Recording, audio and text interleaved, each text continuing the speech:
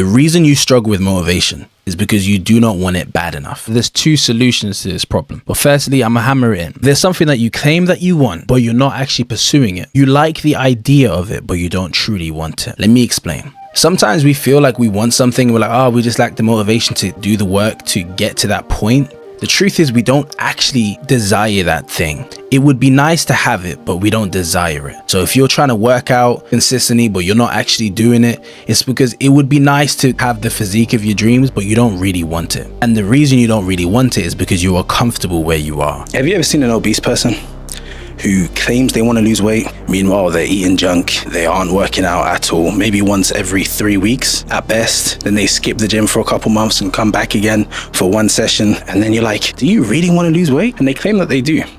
The truth is that they don't. If you ask this person, you say, hey, would you rather be in shape, be physically fit, have the physique of your dreams or somewhere close, and be healthy, no health complications, be confident? Or would you rather stay the same, be extremely overweight or morbidly obese or whatever it is, have health issues and not be confident in the way you look? Probably pick option A. If you now rephrase the question and say, would you rather work out consistently 5 days a week, 150 minutes of cardio a week, minimum? Essentially put yourself through a level of discomfort. Work out consistently, even when you don't feel like it, 5 to 6 days a week. Put the fork down. Don't eat all the food that you enjoy eating. Only eat the food that's beneficial for you. Or would you like to continue doing what you're doing? Continue relaxing, chilling, eating whenever you want, not working out consistently, working out whenever you feel like it, whether that's once a month or once a week, and then eat whatever foods you enjoy, chocolates, whatever. As long as it tastes good, you can eat it. If they're being honest, they'd most likely answer option B. The reason is because they are comfortable where they are.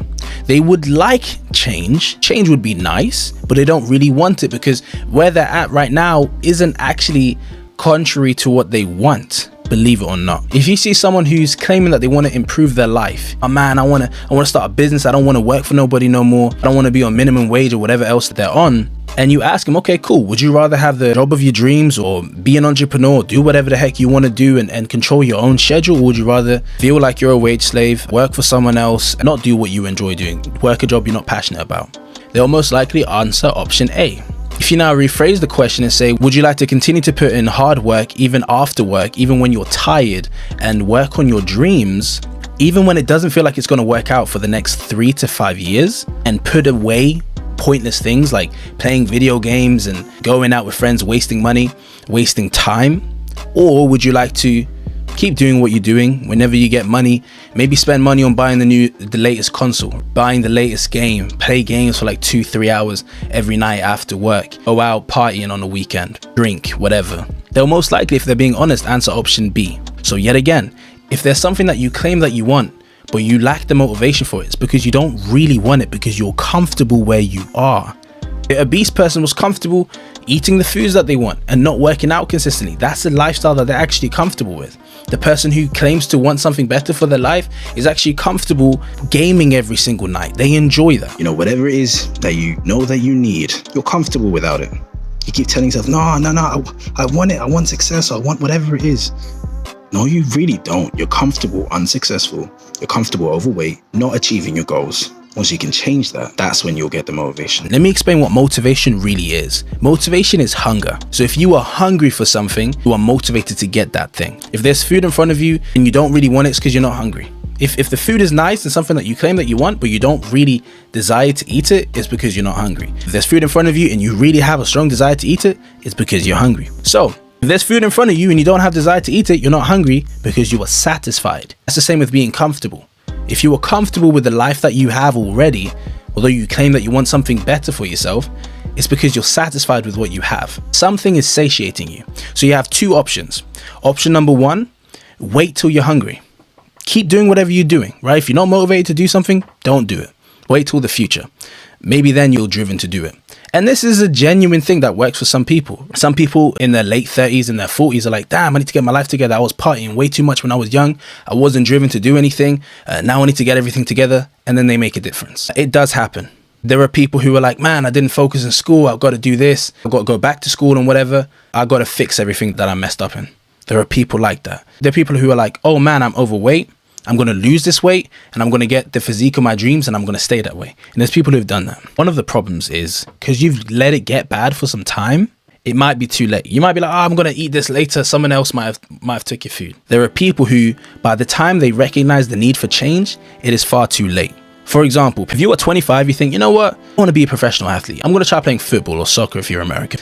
And you're 25, you haven't actually trained that since a kid. You haven't been spending time doing that in your teenage years or anything. To be honest, you played it here and there on the weekends and you're like, yeah, I want to be an athlete. I'm still young, whatever. The chances are you're not going to make it. You lost those key years, that key time where you could have acquired the skill and beaten out the competition. Now there's been a bunch of people who've been killing it since day one. They might get their chance when they're 26, when they're 27, but guess what? They've been putting in work and you waited till you were hungry for it and now it's too late. There's people who are like, man, I want to get my dream job, I want to do whatever, and they're like in their 40s and it actually is too late. There are people who are like, yeah man, you know what, I see a need to lose weight now. I'm extremely overweight and I see the need now. And now it's like 10 times harder than if they realized 10 years ago, because now they've gained even more weight and now it's going to be even harder to work out. Each step they take is 10 times harder than beforehand. Now they got a bunch of excess skin. Now that's not a problem. I'm just saying it's not ideal. This option you can take. I hope you don't, because I think it's a stupid option. Option 2 is the option that I hope you take. Option 2 is that you create and maintain the hunger until the work is done. If you're extremely overweight, you create the hunger by making yourself uncomfortable. Your lack of hunger is because you're satisfied. You're comfortable. If there's food on the table here and I'm not hungry, but the food is something I desire, it's because I'm not hungry anymore. I'm satisfied. So what do? I work up the appetite by running, by doing some cardio, by doing a hard workout or something. You work up the appetite. In the same way, work up the appetite by noticing your need for change. Genuinely look at weigh the two options up. Think to yourself, for example, I'm morbidly obese, I want to work out. I either work out and make a difference and become happy with my physique. Yes, it's going to suck for a while working out, but eventually I'm going to be happy with the way I look. Or I continue eating the food that I want, but I'll likely have a shorter life than I could have if I was healthy. I'll likely have health complications later on in life. My knees will buckle and I will not have confidence for years. Think about those two things and then weigh it up. Now, does it feel that comfortable eating all those chocolate bars? Does it feel that comfortable not having to work out? You saw your need for change. Yet again, if you ask someone who claims that they want to make a difference in their life, that they actually want to make an impact, or they actually want to just work a job they're passionate about, do something they're passionate about with their life, do something. Tell them to weigh up the two options. You either have 3 to 5 sucky years where you're working hard towards what you want to do and eventually make it happen because you've been working hard. For the rest of your life, you're happy. You're content that you did that thing you wanted to do. You're not a wage slave. You don't have to hate your job. You don't have to hate your boss, none of that. Doing what you're actually passionate about. Or on the contrary, continue doing what you're doing, play video games every night, but you're going to be working the same job for 30 to 40 years until you're given a tiny pension you can live off, and you'll feel unfulfilled because the rest of your life you're just looking back and all you was doing was being a wage slave. But yet again, you get to play your video games and you get to apply for 28 days holiday. You get to ask your boss to give you 28 days of holiday, right? If you ask them to weigh those two options, they'll probably pick option number 1. So create the hunger by recognizing your need for change, and maintain the hunger by avoiding satiating foods that don't provide you with nourishment. So for example, I need this food over here, there's food on the table I need to eat. I'm not hungry to eat that food. So why am I eating a chocolate bar? Why am I eating packets on packets on packets of crisps? Why am I drinking a milkshake? If I'm trying to eat this thing because I know this is what I want, this is going to provide me with the nourishment that I need to stop filling myself with all this pointless stuff that doesn't give me what I need. So in the same way, apply that to life, and that will genuinely give you gratification in the long run. In the short run, it will give you adversity, but in the long run, it will give you gratification. You then need to avoid things that give you instant gratification, but long-term adversity. If you're like, oh man, I want to be successful in life, stop playing video games. If you want to feel accomplished, right? Feel accomplished doing something that will actually impact you. Don't feel accomplished playing a video game. Don't feel accomplished by being MVP 100 times in a row on Call of Duty. Feel accomplished by actually doing something with your real life. If you're like, yeah, man, I want to feel happy about the way I look. I want to feel happy, right? Feel happy after the workout. Feel happy after a couple months of consistently working out when you start seeing some progress. Don't feel happy eating the junk food.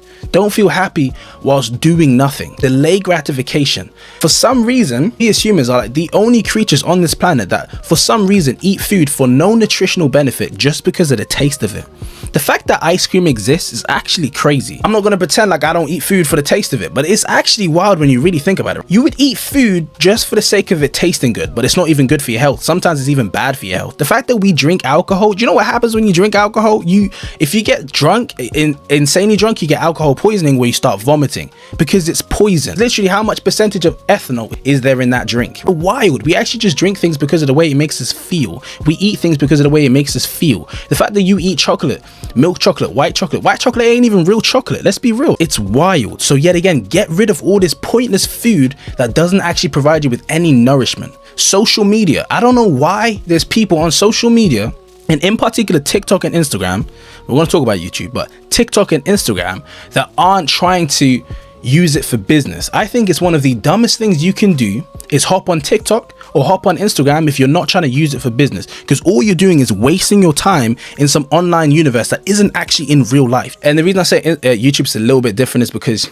it's not because I'm on YouTube. It's because if you want to fix a light bulb and you're like, I don't actually know how to do this, or if your tire went flat in your car, you're like, I don't know how to do this, you go on YouTube and you search it. You either go on Google or you go on YouTube.